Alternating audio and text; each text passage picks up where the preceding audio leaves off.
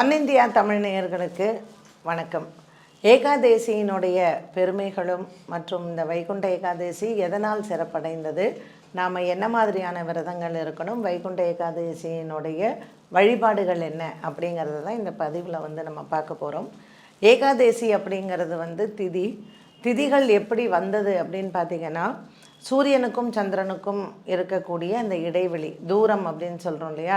So பௌர்ணமி அன்னைக்கு இருக்கக்கூடிய தூரம் அதிகமாக இருக்கும். அதுக்கப்புறம் அமாவாசைக்கு பார்த்திங்கன்னா சூரியனும் சந்திரனும் நேர்கோட்டில் இருப்பாங்க. ஸோ எவ்ரி டிகிரி அப்படின்னு நம்ம பார்க்கும்பொழுது 12 டிகிரி ஒரு திதி. இப்படி வளர்பிறை தேய்பிறை இதை பக்ஷம் அப்படின்னு சொல்கிறோம். சுக்லபக்ஷம் கிருஷ்ணபக்ஷம் அப்படின்னு. சுக்லபக்ஷம்னா வளர்பிறை, கிருஷ்ணபக்ஷம்னா தேய்பிறை. ஸோ இந்த பக்ஷங்கள் எப்படி ஏற்பட்டதுன்னா, சூரியன் சந்திரனை வைத்தே இந்த பக்ஷங்கள் வந்தது. நம்மளுடைய இந்த முறைகள், நம்ம வழிபடக்கூடிய முறைகள் எல்லாம் பார்த்திங்கன்னா, சிலது நட்சத்திரத்திற்கு முக்கியத்துவம் உண்டு. வைகாசி மாதம் பார்த்தோன்னா வைகாசி விசாகம் ரொம்ப விசேஷம் அப்படின்னு சொல்கிறோம். இந்த தீபாவளி டைமில் சஷ்டி ரொம்ப விசேஷமாக சொல்கிறோம், அது திதி. அதே போல் விரதங்கள் நம்ம எடுத்துக்கொண்டோன்னா, இந்த ஏகாதேசி விரதம் நமக்கு ரொம்ப முக்கியமான ஒன்று. இப்போ சிவராத்திரி ஏகாதேசி இது பார்த்திங்கன்னா பக்கத்தில் தான் வரும். ஏகாதேசி அப்படிங்கிற திதி 11வது நாள், துவாதசி 12வது நாள். இந்த 13, 14, 15 15வது நாள் தான் நமக்கு அமாவாசையோ பௌர்ணமியோ வரும். ஸோ சிவராத்திரி அப்படிங்கிறது 2 திதியும் சேரக்கூடிய அன்னைக்கு நமக்கு சிவராத்திரி வரும். இந்த 13வது நாளை நம்ம பிரதோஷம் அப்படின்னு சொல்கிறோம். ஸோ இந்த ஏகாதேசி, துவாதசி, திரையோதசி, சதுர்தசி, அடுத்தது நமக்கு அமாவாசையோ பௌர்ணமியோ வந்துடும். இந்த திதிகள், அதாவது 13வது திதியும் 14வது திதியும் ஒன்று கூட, அந்த 2 திதியும் ஒரே நாளில் இருக்குது அப்படின்னா அன்றைக்கி நம்ம சிவராத்திரின்னு சொல்கிறோம். சிவபெருமானுக்கு உகந்தது. அன்றைய நாளில் இரவு கண் விழித்திருப்போம்.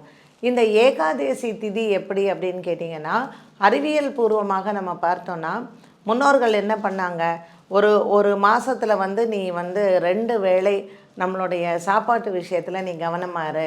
ஏன்னா எப்பொழுதுமே உணவு தான் நம்மளுடைய உடல் ஆரோக்கியத்திற்கு மிகவும் ஒரு முக்கியமான ஒன்று. இந்த உணவு சரியில்லை, நம்ம சாப்பிடக்கூடிய ஆகாரங்கள் சரியாக இல்லை அப்படின்னாலே நமக்கு எல்லா விதமான கேடுகள், நம்மளுடைய புத்தி வேலை பண்ணுறது, நம்மளுடைய செயல்கள் எப்படி இருக்கும், எல்லாமே உணவை சார்ந்தது தான். அதனால தான் கண்ட இடத்துலையும் சாப்பிடாத, யார் வீட்லேயும் சாப்பிடாதன்னு உணவில் ஒரு கட்டுப்பாடு வைத்தார்கள். ஸோ நம்மளுடைய வாழ்க்கை முறையில் ஒரு டிசிப்ளின் நம்ம ஃபாலோ பண்ணணும், வாழ்க்கை முறை சரியாக இருக்கணும் அப்படிங்கிறதுக்கு விரதங்கள் அப்படின்னு ஒன்று ஏற்படுத்தினாங்க. அதில் இந்த ஏகாதேசி திதி. ஸோ பூமியிலிருந்து இந்த சூரியனுக்கும் சந்திரனுக்கும் இடைப்பட்ட இந்த இடைவெளி 11வது நாள், அந்த 11th டே தான் நம்ம ஏகாதேசின்னு சொல்கிறோம். இந்த ஏகாதேசி அன்னைக்கு முழுமையாக நம்ம பட்டினி கிடைப்பது அவ்வளோ நல்லது. ஸோ இந்த ஏகாதேசி விரதத்தை எப்படி கொண்டாங்க, இது மகாவிஷ்ணுவுக்கு ரொம்ப ஒரு முக்கியமான ஒரு நாள். எப்படி சிவராத்திரி சிவனுக்கு முக்கியமோ, ஏகாதேசி மகாவிஷ்ணுவுக்கு முக்கியமான நாள். சஷ்டி முருகனுக்கு முக்கியமான நாள். சதுர்த்தி விநாயகருக்கு முக்கியமான நாள். பஞ்சமி திதி சர்ப்பத்துக்கு ரொம்ப ஒரு முக்கியமான நாள். இப்படி ஒவ்வொரு திதியும் ஒவ்வொரு தேவதைகளுக்கு முக்கியத்துவத்தை கொடுத்தார்கள். அதில் இந்த ஏகாதேசி திதியில் நம்ம தண்ணி கூட குடிக்கக்கூடாது, நிர்ஜலம்னு சொல்லுவோம். தண்ணி கூட குடிக்காமல் முழுமையாக நம்மளுடைய இந்த டைஜஸ்டிவ் சிஸ்டம்க்கு ரெஸ்ட் கொடுக்கறது தான் ஏகாதேசி திதி. சரி, இந்த விரதம் எப்படி இருக்கணும்? இந்த ஏகாதேசிக்கு முதல் நாள் தசமி. இந்த தசமி திதி மாலை சூரிய அஸ்தமானம் ஆறுது இல்லையா, சாயங்காலம் 6 மணி, அப்போவே அந்த 6 to 7க்குள்ளேயே நம்ம சாப்பிட்டுடணும். அப்போ அந்த நைட்டு வயிறு காலியாக இருக்கும். நமக்கு 3 மணி நேரத்தில் அந்த ஜீரணம் எல்லாம் ஆகிடுது. ஸோ நம்ம படுத்துக்க போகிறச்சே நம்ம வயிறு காலியாக இருக்கும். மறுநாள் காலையில் நம்ம எதுவுமே தண்ணி கூட குடிக்காமல் அந்த நாள் முழுவதும் விரதம் இருந்து எதுவுமே சாப்பிடக்கூடாது. மற்றா நாள், அதாவது துவாதசி அன்று காலையில் அந்த 6 மணி சூரியன் உதிக்கிறது இல்லையா, அதில் யாராவது ஒருத்தருக்கு நம்ம அதித்தி அப்படின்னு சொல்கிறது, நம்ம யாருக்காவது நம்ம ஒரு சாப்பாடை கொடுத்து விட்டு அதுக்கப்புறம் தான் நாம் சாப்பிட்ணும்.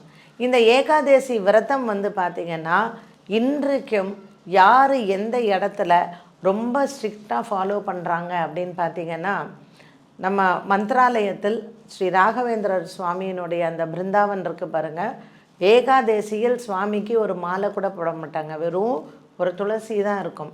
கிருஷ்ணருக்கு ரொம்ப உகந்த ஒரு விரதமாக இந்த ஏகாதேசி விரதம் இருக்குது. அடுத்தது நம்ம எங்கே சொல்லலாம் அப்படின்னு பார்த்திங்கன்னா, மகாராஷ்டிரா மாநிலத்தில் இருக்கக்கூடிய பண்டர்புரம். நீங்கள் ஒவ்வொரு ஏகாதேசிக்கும் போங்களேன், பண்டர்புரத்தில் அந்த ஏகாதேசிங்கிறது அவ்வளோ விசேஷமாக இருக்கும். ஆடி மாதத்தில் வரக்கூடிய ஏகாதேசி, ஆஷாட ஏகாதேசி பண்டர்புரத்தில் ரொம்ப விசேஷம். அப்படியே தரையாக ஜனங்க போவாங்க. இப்போ நம்ம இந்த வைகுண்ட ஏகாதேசி ஸ்ரீரங்கத்தில் ரொம்ப விசேஷம்.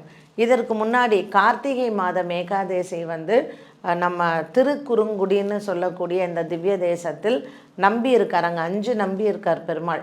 அங்கே இந்த கைசிகை ஏகாதேசின்னு சொல்லக்கூடிய கார்த்திகை மாத ஏகாதேசி ரொம்பவும் விசேஷமான ஒன்று. இந்த வைகுண்ட ஏகாதேசி அதாவது நம்மளுடைய தமிழ் மாதங்களில் மார்கழி மாதத்தில் அமாவாசையில் வரக்கூடிய வளர்பிறை ஏகாதேசி வைகுண்ட ஏகாதேசியாக நம்ம கொண்டாடுகிறோம்.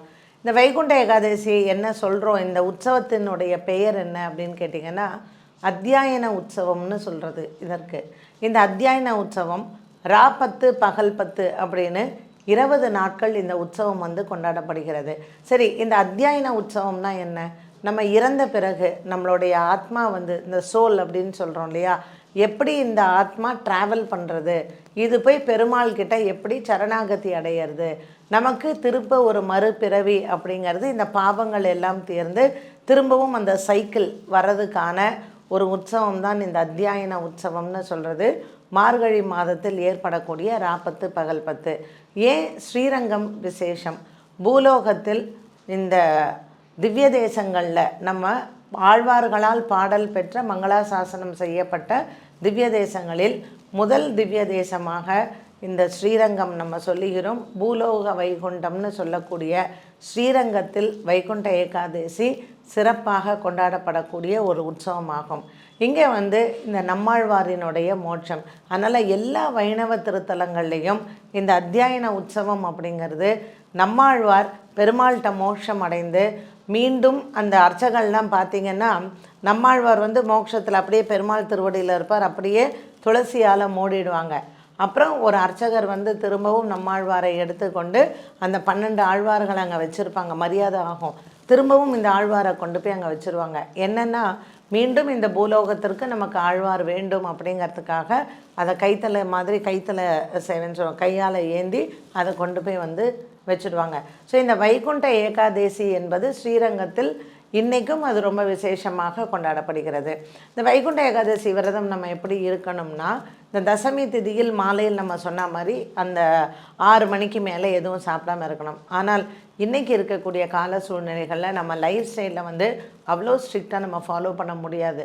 எப்போவுமே வைஷ்ணவ சம்பிரதாயம் எப்படி அப்படின்னு கேட்டிங்கன்னா, நமக்கு ஏற்றாற் போல் நம்ம ஏதாவது ஒரு விஷயத்தை ஃபாலோ பண்ணாலே அது பகவான் ஏற்றுப்பார் அப்படிங்கிறது வைஷ்ணவ சம்பிரதாயத்தில் இருக்கக்கூடியது.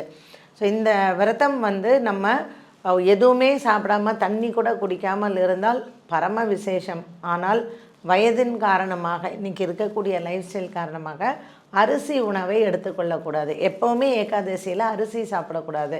ஏன்னா நீங்கள் விரதம் இருந்துட்டு இட்லி சாப்பிட்றேன், தோசை சாப்பிட்றேன், நம்ம அரிசி உப்புமா சாப்பிட்றேன்னா அது பிரயோஜனமே கிடையாது. ஸோ அரிசியை முழுமையாக ஒதுக்க வேண்டும். ஏன் அரிசி சாப்பிடக்கூடாது? ஏகாதேசி அப்படிங்கிறவ ஒரு தேவதை, ஒரு பெண். அதனால் அவள் ஒரு அரிசி வடிவில் பெருமாள் அவளை சிருஷ்டி பண்ணதுனால அவரே சொல்கிறார் பெருமாள், இன்றைய நாளில் இந்த ஏகாதேசி விரதத்தில் அரிசியை சாப்பிடாமல் இருக்கணும், இதை தவிர்த்து என்னை நினைத்து வணங்குபவர்களுக்கு நான் வைகுண்ட பிராப்தி கொடுக்குறேன்னு பெருமாள் சொல்கிறார். அதனால் ஜெயன் விஜயன் அவருடைய துவாரபாலகர் 2 பேரையும் பெருமாள் இந்த ஏகாதேசி அப்படிங்கிற ஒரு பெண்ணை சிருஷ்டி பண்ணி இவ தான் அவங்க 2 பேரையுமே வதம் பண்ணுறாள். ஸோ அவர் வலது காது, அவரினுடைய வலது காதிலிருந்து தோன்றியவள் இந்த தேவதை. அதனால் அன்றைய நாளில் ஜெயனும் விஜயனும் வைகுண்டம் திரும்ப பெருமாள்கிட்ட பிரார்த்தனை பண்ணிக்கிறா, எங்களுக்கு இன்றைக்கி நீ வைகுண்ட வாசலில் உன்னுடைய தரிசனத்தை கொடுத்த வருடத்தில் ஒரு முறை இந்த நாளில் நீ பக்தர்களை நீ அருள் புரிய வேண்டும், வைகுண்ட வாசல் வழியாக நீ வர வேண்டும் என்று கேட்கிறார்கள். அதனால் இந்த அமாவாசைக்கு பிறகு வரக்கூடிய வளர்பிறையில் 11வது நாளான இந்த ஏகாதேசி திதியில் வைகுண்ட வாசல் வழியாக பெருமாள் ஸ்ரீதேவி பூதேவி நாச்சியாரோட பக்தர்களுக்கு அன்றைய தினத்தில் அருள் பாலிக்கிறார். இந்த வைகுண்ட ஏகாதேசியில் பார்த்திங்கன்னா வருடத்தில் இந்த ஒரு நாள் மட்டும்தான் சொர்க்க வாசல் திறப்பாங்க. இது வைகுண்ட வாசல் அப்படின்னு சொல்லக்கூடியது. எல்லா வைணவ திருத்தலத்திலையும் இந்த வைகுண்ட வாசல் இருக்கும். இந்த வைகுண்ட வாசல் வழியாக பெருமாள் வருவார். ஸோ ஸ்ரீரங்கத்தில் கார்த்தால 4 மணிக்கு இந்த வைகுண்ட ஏகாதசியில் இந்த வைகுண்ட வாசல் திறக்கிறா.